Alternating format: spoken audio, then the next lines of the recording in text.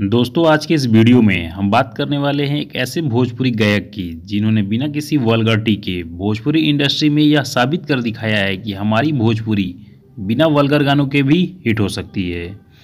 आज यदि हम किसी शादी या फंक्शन में जाते हैं तो दो गाने अक्सर सुनने को मिल जाते हैं। पहला तू हंस के बोललू ए जान, जिसको अब तक 16 करोड़ लोगों ने देख लिया है।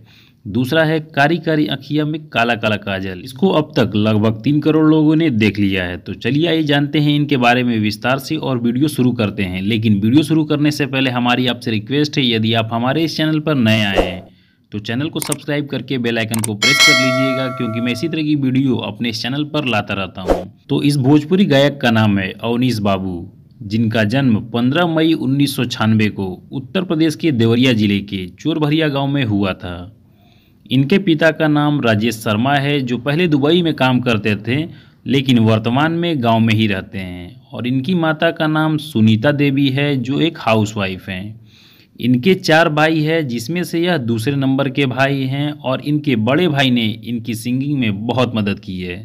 अब जान लेते हैं इनके एजुकेशन के बारे में। तो इनकी प्रारंभिक शिक्षा देवरिया जिले के ही लोकल स्कूलों से पूरी हुई और स्कूलिंग पूरी करने के बाद यह गाजियाबाद चले गए और Vivekanand institute of technology and science से बीटेक की पढ़ाई कंप्लीट की। इसके बाद Madan Mohan Malaviya university of technology Gorakhpur से एमटेक के सेकेंड ईयर के स्टूडेंट हैं।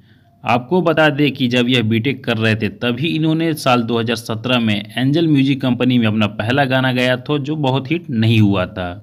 एक इंजीनियर होने के बावजूद यह सिंगिंग को अपना करियर बनाना चाहते हैं और सिंगिंग में करियर बनाने का उद्देश्य केवल सिंगिंग करना नहीं, बल्कि भोजपुरी गाने को साफ सुथरा करना, जिससे हमारी भोजपुरी भाषा और भी आगे जाए।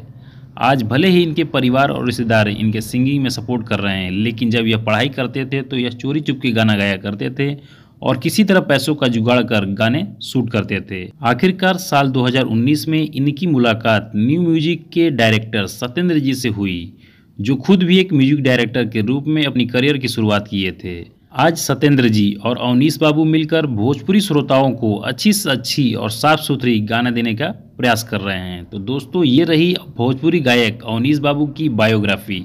यदि आपको यह हमारी वीडियो अच्छी लगी हो तो वीडियो को लाइक करके चैनल को सब्सक्राइब कर लीजिएगा और ज़्यादा से ज़्यादा लोगों के बीच में शेयर करिएगा, क्योंकि मैं अपने इस चैनल पर इसी तरह की वीडियो लाता रहता हूँ।